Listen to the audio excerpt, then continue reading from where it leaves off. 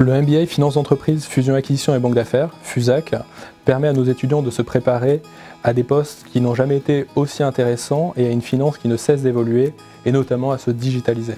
Dans le contexte économique actuel, le MBA FUSAC permet aux étudiants de s'adapter aux opérations de financement, en haut de bilan comme en bas de bilan, donc à travers du financement en capital comme en dette, mais également dans les opérations de M&A, donc de fusion-acquisition, et de manière plus large dans le conseil et notamment en ingénierie financière.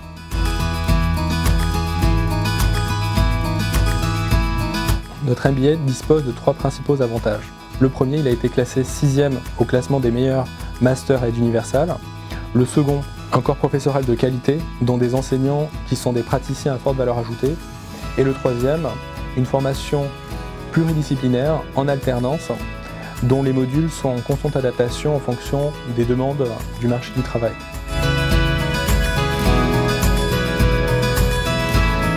Notre secret de pédagogie est un enseignement diffusé par des praticiens qui exercent dans des postes à forte valeur ajoutée, qui adaptent leur enseignement en fonction des projets qu'ils traitent qui sont les plus intéressants et les plus porteurs vis-à-vis de nos étudiants. L'un des autres atouts est la manière dans laquelle l'enseignement est dispensé. Les méthodes d'évaluation se font par des travaux de groupe et également des travaux individuels. Les travaux de groupe sont dispensés de sorte à ce que les étudiants apprennent à travailler en équipe, dans des équipes dynamiques et qui s'entraident pour pouvoir gérer des projets communs, des projets collectifs dans le futur, dans leur futur métier. Pour perfectionner cette pédagogie, nous faisons venir des intervenants à forte notoriété pour apporter des connaissances dans le contexte qu'il soit politique, dans le cas des élections présidentielles par exemple, dans l'évolution de certaines tendances financières à travers par exemple la finance verte ou la finance islamique, ou de manière plus générale comme c'était le cas récemment dans la blockchain.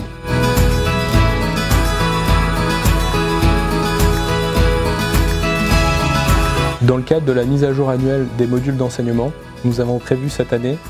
d'améliorer l'enseignement en matière de blockchain, car c'est un secteur qui se développe de plus en plus, mais également en matière de cash management ou d'optimisation de trésorerie en français. L'amélioration du module d'enseignement de blockchain s'inscrit dans la digitalisation de la finance, mais également dans les projets de levée de fonds basés sur la blockchain. Et pour ce qui est du cash management, ou de l'optimisation de trésorerie, là on s'inscrit totalement dans le contexte d'abondance de liquidités dans les marchés actuels à travers des politiques de taux bas ou de quantitative easing. Les sociétés ont besoin de savoir optimiser leurs placements pour pallier au risque des marchés notamment, mais également d'optimiser leur retour sur investissement, leur fameux ROI.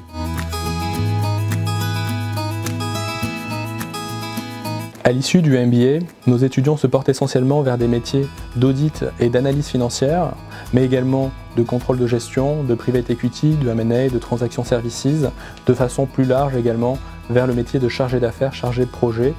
ou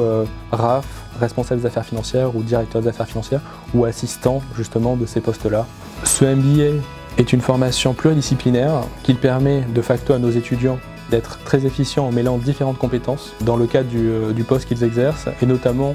en front office dans leur rôle de conseil par exemple avec leurs clients. Nos étudiants s'orientent principalement vers des sociétés d'investissement de type banque, assurance, mais également du côté corporate, dans tout ce qui est corporate services, en interne, dans des grandes entreprises telles que celles du CAC 40, mais pas que, également avec des sociétés dites PME, petites et moyennes entreprises, ou même dans des startups, pour accompagner essentiellement les dirigeants dans leur mission financière et également juridique. Notre programme souhaite former les étudiants à l'accompagnement financier des entreprises, quelle que soit leur taille, c'est-à-dire en termes de chiffre d'affaires, en termes de nombre de salariés, que ce soit une petite ou une moyenne ou une grande entreprise.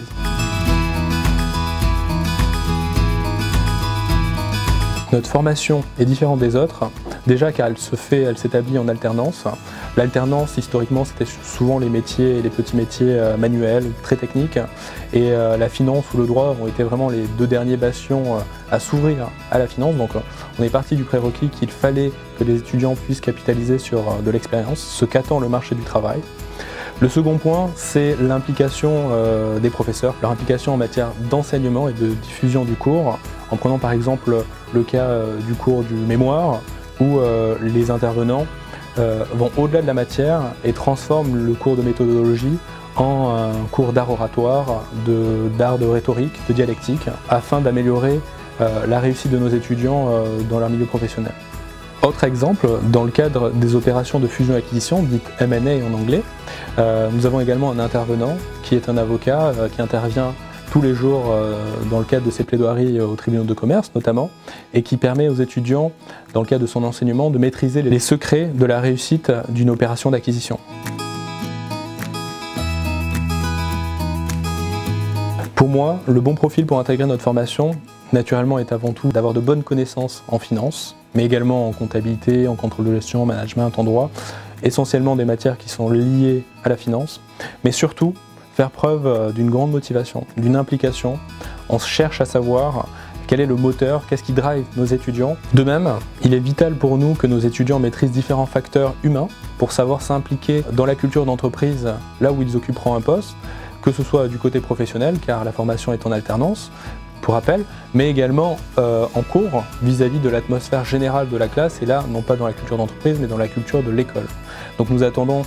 de la curiosité, nous attendons une relation de confiance, nous attendons des étudiants qui savent pourquoi ils sont là, c'est-à-dire pas uniquement pouvoir exercer un poste de demain, mais savoir ce qu'ils souhaiteront faire après ou pourquoi ils souhaitent le faire.